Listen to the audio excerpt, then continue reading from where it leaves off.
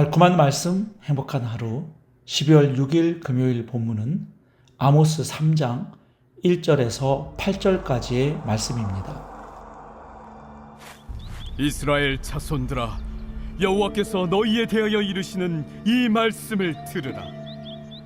애굽 땅에서 인도하여 올리신 모든 족속에 대하여 이르시기를, 내가 땅의 모든 족속 가운데 너희만을 알았나니, 그러므로 내가 너희 모든 죄악을 너희에게 보응하리라 하셨나니, 두 사람의 뜻이 같지 않은데 어찌 동행하겠으며, 사자가 움킨 것이 없는데 어찌 수풀에서 부르짖겠으며, 젊은 사자가 잡은 것이 없는데 어찌 굴에서 소리를 내겠느냐.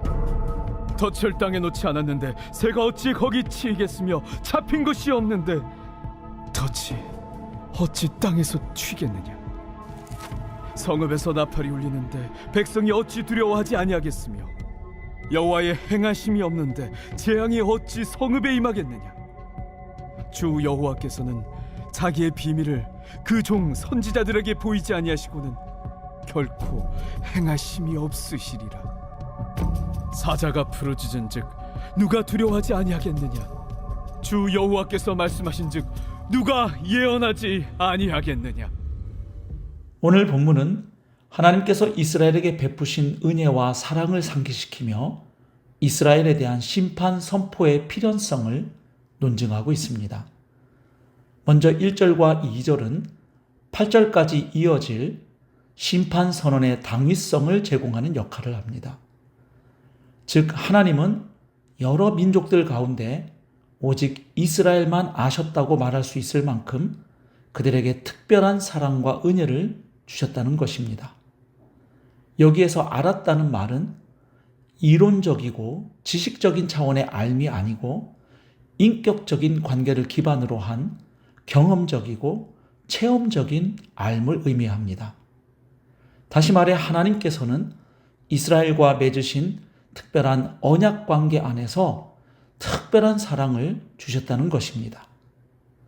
하지만 이스라엘은 그런 하나님의 은혜를 저버리고 말씀을 떠나 언약을 배반했다는 것입니다. 하나님께서 이스라엘과 특별한 언약 관계를 맺으신 것은 그들에게 요구되는 특별한 삶이 있었는데 그들은 선민으로서 그런 삶을 살지 않았다는 것입니다. 그래서 하나님은 그들의 죄악에 따른 보응을 예고하신다는 말씀입니다. 한마디로 언약을 파기한 이스라엘에게 심판은 이제 불가피하다는 것입니다. 여기서 우리는 하나님과의 특별한 관계와 은혜에는 그만큼 책임이 따른다는 사실을 발견하게 됩니다. 이제 3절부터 6절까지는 이스라엘에게 혹독한 심판을 예고하며 그럴 수밖에 없는 이유를 서술합니다. 여기서 아모스는 7가지 수사적 질문을 통해 논리적 귀결을 유도합니다. 그 질문들을 보면 모두 일상생활에서 접할 수 있는 소재를 사용해서 인과 유를 보여주는 수사학적 질문입니다. 즉, 그 질문들을 통해 심판의 필연성을 논증하는 것입니다. 한마디로 하나님의 심판을 촉발한 것은 이스라엘 백성들의 죄이며 인과 관계를 생각할 때 하나님의 심판은 정당하고 또한 불가피하다는 것입니다. 이어서 7절과 8절은 하나님의 말씀을 들은 선지자 자신이 심판의 메시지를 전할 수밖에 없다는 사실을 역시 인과율로 설명합니다. 하나님이 선지자에게 비밀을 보이시면 반드시 성취되고 사자가 부르짖으면 사람들이 두려워하듯 하나님이 말씀하시면 선지자는 예언할 수밖에 없다는 것입니다.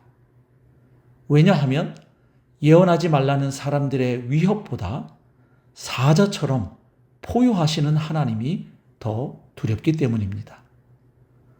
여기서 하나님의 이미지가 사자로 표현되고 있습니다. 과거의 이스라엘 백성들을 애굽에서 건져내신 하나님은 그들을 독수리의 날개로 친히 업어 인도하셨던 하나님으로 묘사된 바 있습니다. 즉 과거 출애굽 백성들에게 하나님은 독수리의 이미지였습니다. 그런데 몇백 년이 흐른 지금 하나님은 사자의 이미지로 다가가시는 것입니다.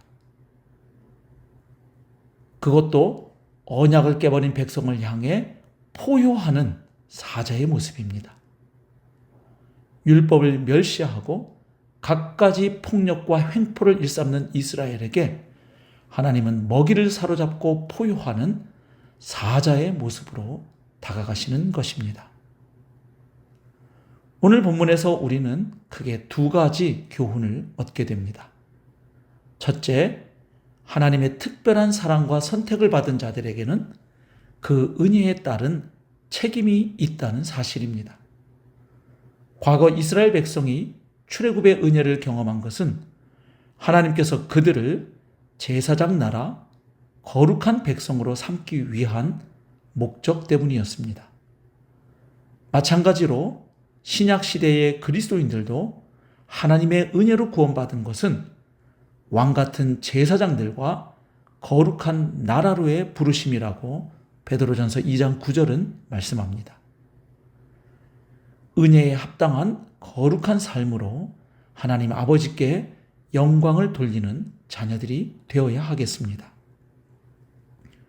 둘째로, 하나님이 말씀하시면 선지자는 사람들이 좋아하든 싫어하든 받아들이든 거부하든 예언할 수밖에 없다는 말씀을 통해 복음의 증인으로 부름받은 우리의 사명을 생각하게 됩니다.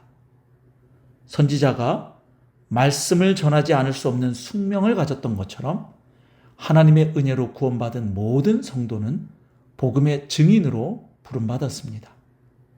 침묵하지 말고 복음을 전해야 하겠습니다. 특별히 말씀의 종으로 부름받은 설교자들이 시대 앞에서 타협하거나 침묵하지 않고 사람들이 불편해하는 이야기라 하더라도 그것이 하나님의 말씀이라면 담대히 선포할 수 있도록 기도해야 하겠습니다. 침묵하는 종이 많아지는 것은 시대의 불행이기 때문입니다. 사랑하는 성도 여러분, 오늘 하루도 하나님의 은혜로 구원받은 성도답게 거룩한 삶, 사명을 감당하는 삶으로 하나님께 영광을 돌리고 복음을 영화롭게 하는 복된 삶 살아내시기를 우리 주님의 이름으로 축복합니다.